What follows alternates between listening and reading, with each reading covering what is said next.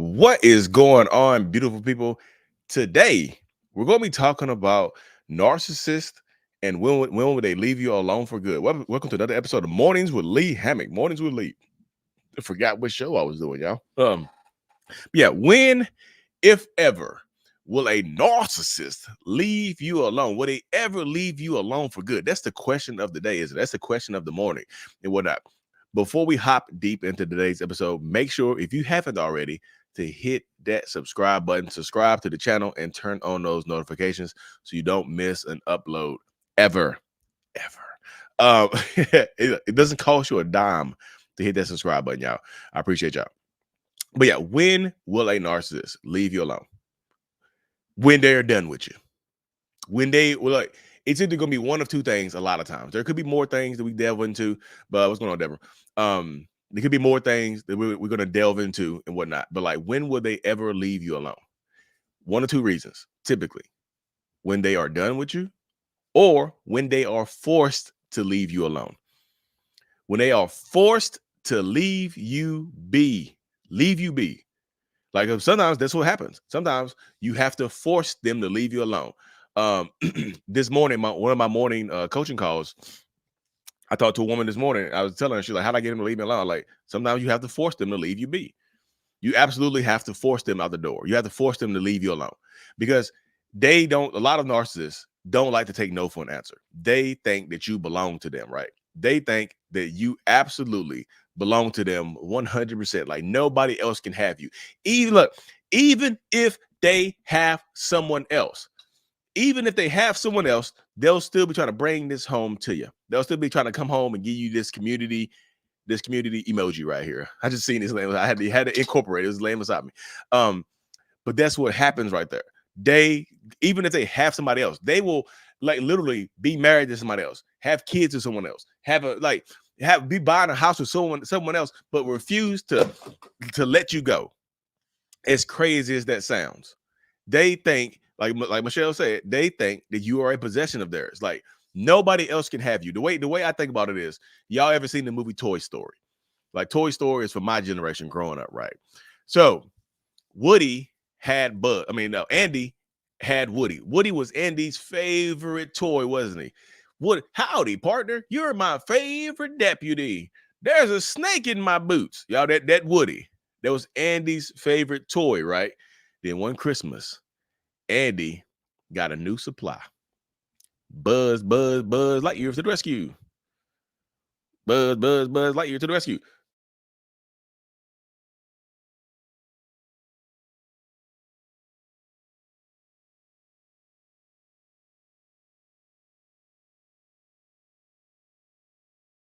Get rid of Woody. Andy got his new supply, which was Buzz, but he did not get rid of Woody. He kept Woody around. He would not let anybody else play with Woody. He put Woody in the toy chest.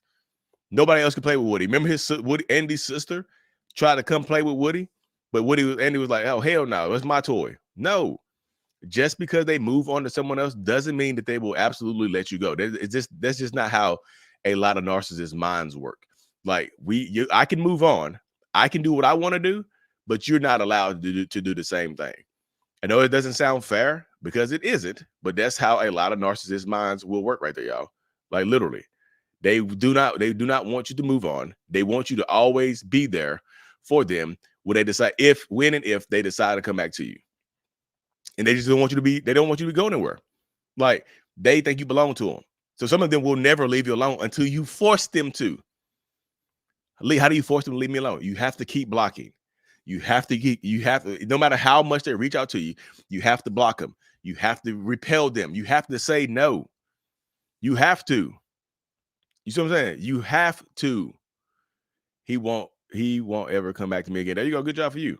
You have to keep doing it. You have to keep blocking them. Well, Lee, I'm tired of blocking. Keep blocking them. What if I just ignore them?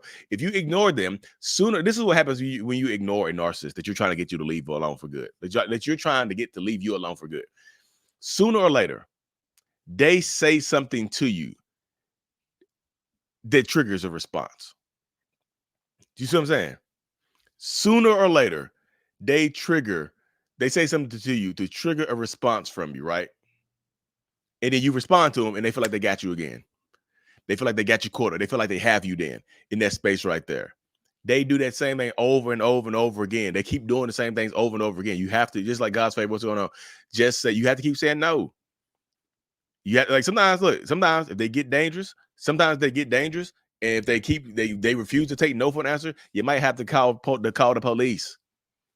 You know what I mean? You might have to call the police. Document everything, y'all. Document everything that they're saying and doing to you. Because if it gets to the point where you have to force them to leave you alone, you have to start documenting every single thing.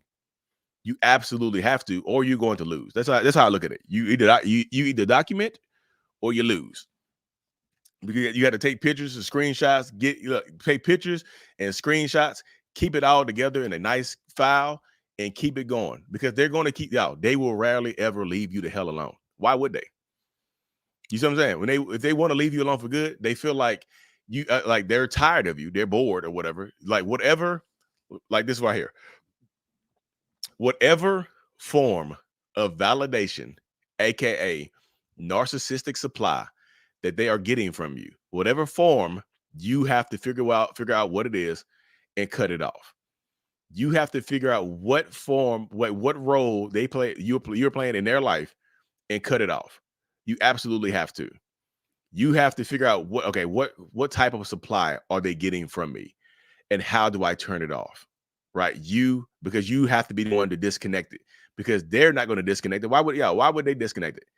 If they're getting their needs met, whatever type of supply that they're getting from you, if they're going to continuously get it from you, then they're going to keep doing the same things over and over again because it benefits them. Like, whatever type of supply, cut it off. If it's financial supply, you have to find a way to cut it off. If it's emotional supply, you have to find a way to cut it off. If it's sexual supply, sexual supply, you have to find a way to cut it off. You have to be disciplined in your approach. You have to be disciplined, y'all. You absolutely have to be disciplined. You have to be, because if you're not disciplined, you're going to lose. I promise you are. You're going to lose. You have to have some type of discipline in the space right here. Yeah, if y'all haven't already, make sure to check out my courses and my support groups as well right here, y'all. All the questions get answered in the support group, courses.mentalhealness.net for the support groups and whatnot. If that's something y'all interested in. But yes, you have to say no. Because like sooner or later, if they get tired of you and they want to leave you alone, and you're, like I said, let's say you're not ready for them to leave you alone. Like, you're still trauma bonded, you're still kind of stuck on them, and you don't know what the hell to do. You like, Lee, I need to find a way to leave this person alone. And I'm addicted to them. I can't stop letting them clap the cheeks. I'm like, look, you got to find a way to stop. You got to find a way, because they're going to discard you viciously, and then they're not going to come back. Right? They're not going to come back. They're going to discard you viciously, and then they're not going to come back, and you're going to feel a certain type of way. You're like, no, Lee, was I not worth enough for them? Was I not this? Was I not that? Was I not this? I'm just telling you, this is what's going to happen. You have to be disciplined in order to get them to leave you alone as well. Be disciplined enough to block them. Be disciplined enough to say no. Be disciplined enough, if you have kids, to just talk about the kids. Nothing else needs a response. I miss you. Don't you dare write back, I miss you too. Don't do that. Why would you take that bait? Don't you things, why don't you just be more amicable? And like, I can watch the kids over at your house. No, hell no. Y'all, if they feel like the door is still open to come back into your life, they're going to keep trying to climb through it. You see what I'm saying? What's Susan say? Susan said, it was difficult, toxic, and took my peace away, but I still miss him so much. I just can't understand it. Yeah, you sound like you might be trauma bonded. But if you're out of it, stay out of it. Tell yourself the truth. How do you get them to leave you alone? Tell yourself the truth in order to stay disciplined. Stop lying to yourself and believing the bullshit that comes out of their mouth. I'm going to be better this time, I promise you. Why would they be better the 15th time than they were the 14th? You have to stop believing the same kind of crazy shit that comes out of their mouth, and you have to start just holding them accountable for their actions. Because if there's no accountability, there's definitely not going to be any changes. Why would I change a behavior that I get rewarded for? If I can leave you, cheat on you, go start a whole new family with somebody else, and come back to you and you let me, why would I give that up? Why would I? Why would I? Because it's got to fall onto you. It has to fall onto you to empower yourself to say, I'm done. I'm done. I don't care if they send you this in text messages. I don't think if they send this to you in text message form, block them. I don't care. Block them. You have to. Seriously. If you don't block them, I promise you, they're going to keep coming back into your life. They're going to keep ruining your life. Look, you're going to be moving on. You're going to be having a good day. You'll be doing great. Bing! I miss you so much. Why can't things go back to how they used to be? Why can't we just, why can't we just go back to how things used to be before the cheating started? Before the cheating started, what the heck? You the one who started cheating. You the one that started cheating. What?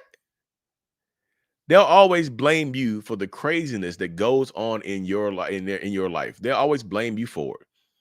They will. Yes. Alcohol and no contact do not work, y'all. I'll say that again.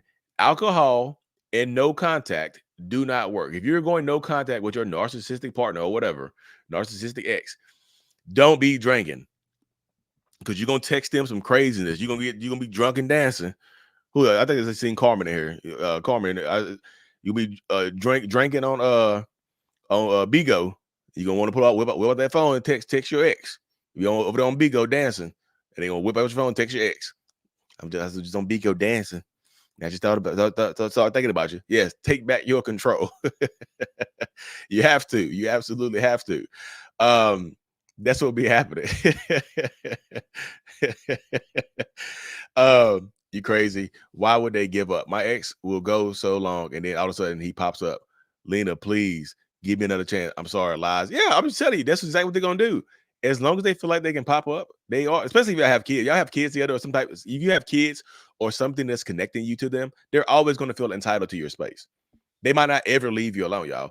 And sometimes if they're not ever going to leave you alone, you have to like take them, you have to like control what you can control.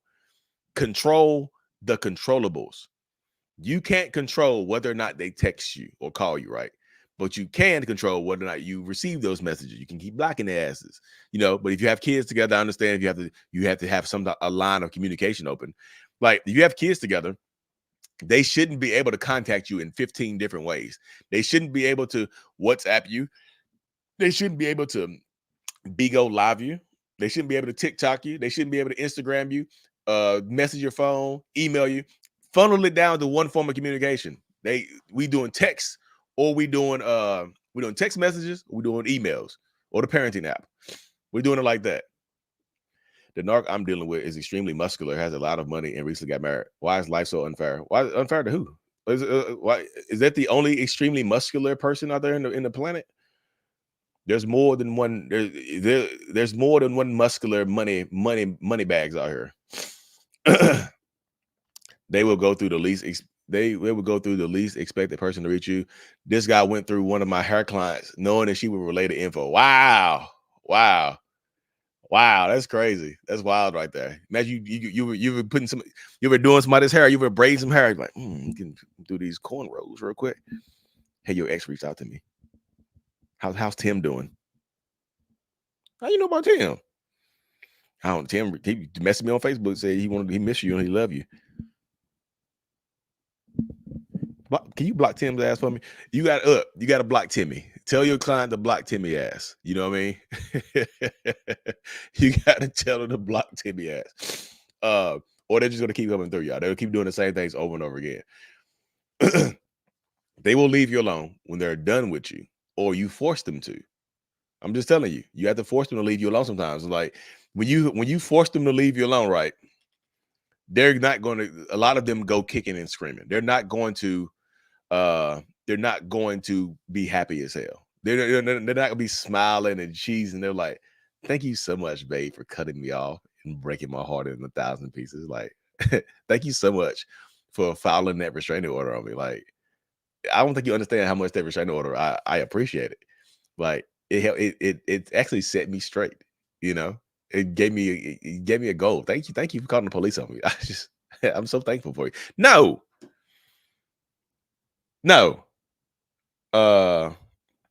That's what's gonna happen, y'all.